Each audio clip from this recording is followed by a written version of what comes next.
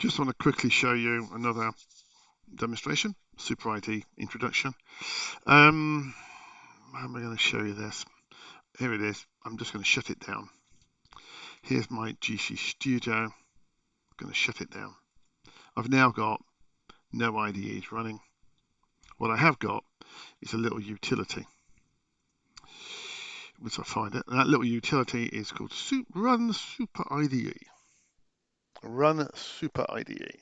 And you put this anyway, it doesn't really matter where it is. And then once you run it, it will open up the IDE for you.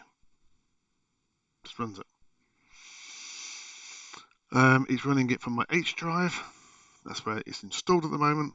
That's great. And if I come into recent files, it's the recent files that we saw previously in previous videos. So if I shut that down, unplug the hard drive, unplug it, which I've just done.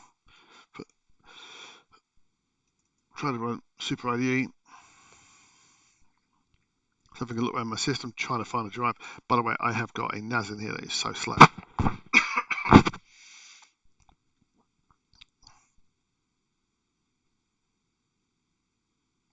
Oh, SuperIDE not found. Did have a hunt around trying to find it.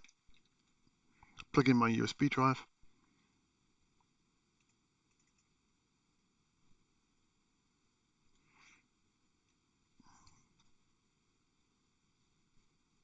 Did I double click it? Oh, there you go. So up in the H drive.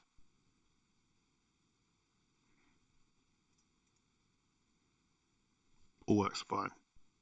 So that is showing how to use the USB. Just run the SuperIDE, run SuperIDE executable, and it will find the installation.